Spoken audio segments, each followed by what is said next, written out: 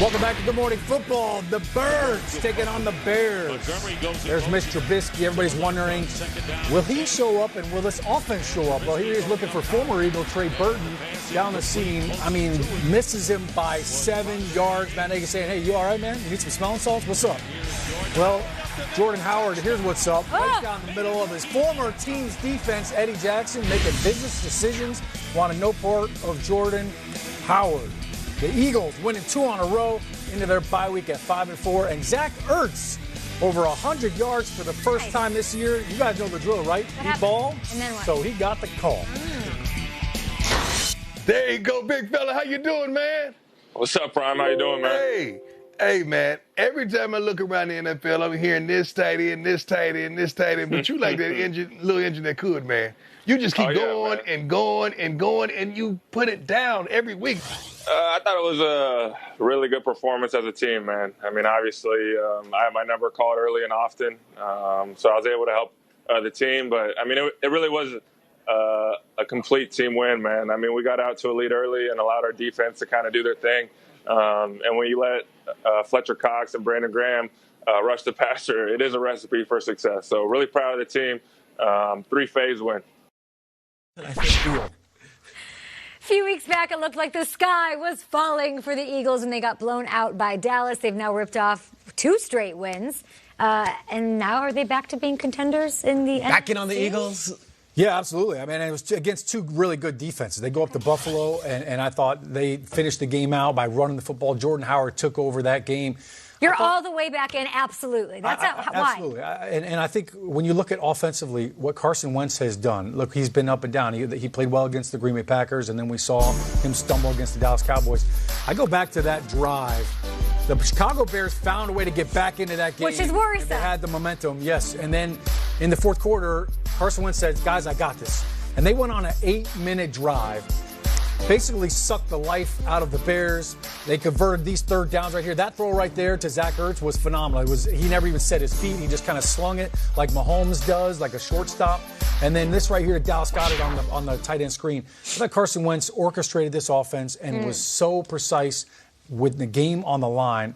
I think this offense right now, they're going into the bye week, but they have got so much rhythm right now, they almost probably wish they were playing because they're on a roll. They don't want to have to press pause. Triggs, quickly, I'm in right now because the one thing I was worried about, they're fixing, or it's getting fixed. Jalen Mills was back. Ronald Darby's back. Jalen Mills apparently used extra green in his hair. He was feeling himself. The Green Goblin. They got torched. Their cornerbacks are their biggest weakness, and they're looking a lot better for 2 weeks straight against the Bills and Chicago. And they didn't make some rash decision at the trade deadline and mortgage the entire future to bring someone in. A lot of people are advocating for it. Yeah, and look, they showed the play in the highlight. You mentioned it. 3rd and 9. The Bears had just scored 14 straight points. And to go to that play and throw the ball to Goddard for 16 yards, like that's not a play that is your go-to play in the playbook. This is a huge call, a tight end screen essentially on the biggest play of the game. I just love what those guys do on offense. Doug Peterson, Mike Groh, and Press Taylor. They find a way to get the best out of Carson Wentz. And they might not have the wide receiver play they used to. They might not have the running back play they used to, although Howard played well. But sometimes you got to lean on a guy like Goddard in a big spot. Big win for the Eagles. This is what it is. You stack W's, and by the end of the year, you're either in the playoffs or not.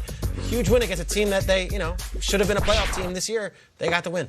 Yeah, and speaking of Howard playing well, I thought that he'd have a revenge game because he played so well for Chicago for 3 years straight, 3,000-yard seasons, and he did. He ran strong, he ran tough, almost with an identity of what we thought the Eagles would be. And put this in perspective, they get rid of Jordan Howard, right? Jordan Howard now in the season has 525 yards rushing.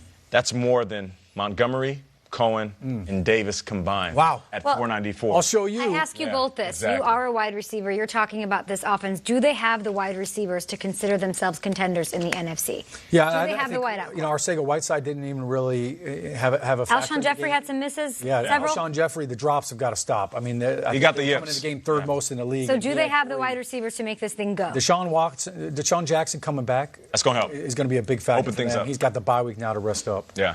Let's get some more highlights, guys. Here's a good one. The Buccaneers and the Seahawks. This game was back and forth through the first half. Jameis was actually playing well. But let's move on to the fourth quarter. 48 seconds left. Buccaneers ball trailing 34-27.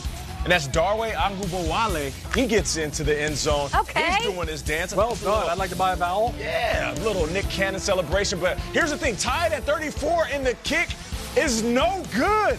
No good. Jason Myers, he misses it. We go into overtime. And Russell Wilson said, you shouldn't let me get in overtime because I'm going to do my thing. And he goes to a guy that has the same name as the clothes that Sean O'Hara is wearing, and that's Jacob Hollister. There you go. Hollister gets in for the touchdown, and that pretty much ends it. Russell Wilson playing at a different level. I know the MVP race is going back and forth, but Russell Wilson 5 touchdowns in this one. And let's hear from Russ, who might be the league's MVP. Yeah, that was huge. Gino was the man of the night. Him winning that coin toss, we felt great about it, and feel like we could find a way to win the game. And guys made some clutch plays. DK came up big there at the end there. And then Hollister, man, just showed up. That was sweet. It was a tough battle all game. Back and forth, and we found a way to win. Thanks for all the fantasy points, both sides. But week in, week out, it is Russell Wilson continuing to put that Seahawks team on his back. Yeah. You said he could be the MVP. Is he the MVP? 22 touchdowns, just 1 interception. They built around him, and he is thriving. Yeah, it's back and forth, because he dropped that game up against the Ravens at home, and, he was exposed for the first time. He threw an interception. And, Aaron Rodgers was making that stance that I'm the guy. And then he drops his game this weekend, and Russell Wilson says, no. I'm not only the best quarterback in the conference, I'm the best quarterback in the NFL. So, yes, to answer your question, he is the MVP. And I'll say this. Russell Wilson throws the prettiest deep ball in all of football. It's like, yeah. It is so beautiful. That drop on the sideline like he's just throwing it into the bucket. Steph Curry from 3 style. And you know what? He just picked up a guy who's going to be playing next week who can maybe catch the deep ball in Josh Gordon. That could be something that makes him special. I look at Russell Wilson as not a finished product yet. You look month by month what Russell Wilson's doing and how he started November. This guy might just be getting started. Look at this. Month by month, he got better in October. This is crazy. He starts November. Kate, no one, I think, in the history of the NFL has started a season with 22 touchdowns and 1 interception. This is historic stuff. And yet, to Nate's point, not only is it Aaron Rodgers in the conversation, Lamar Jackson, Deshaun Watson, Christian McCaffrey. I don't recall MVP race this wide open. For real. More than halfway into the season in the history of covering the game that I've had. Nate, you're talking about the deep ball. How about the finesse on these throws right there? I mean, he's got every pitch. Like Michael Jordan, I was a big Bulls fan growing up. When he was in the zone, he talked about the rim just looked like a big old bucket. That's what it looks like for Russell Wilson. So who else is out there, MVP? It's him and not Aaron Rodgers. He just said it. He said Aaron Rodgers, Christian McCaffrey, Lamar Jackson, Deshaun Watson. Oh, Rodgers is definitely still in it. They got 2 losses, right? They've got 3. I feel like Lamar Jackson has had more bad games than Russell Wilson has. So I don't know if that's I think Russell Wilson hands above. Lamar's just doing it different. He's doing it different, which is hard to quantify for the quarterback position, which we hand this trophy to the quarterbacks usually. We mentioned Christian McCaffrey in the MVP convo. He, of course, made history again. That's what he does. Joining some legendary company on Sunday. We'll get to his highlights.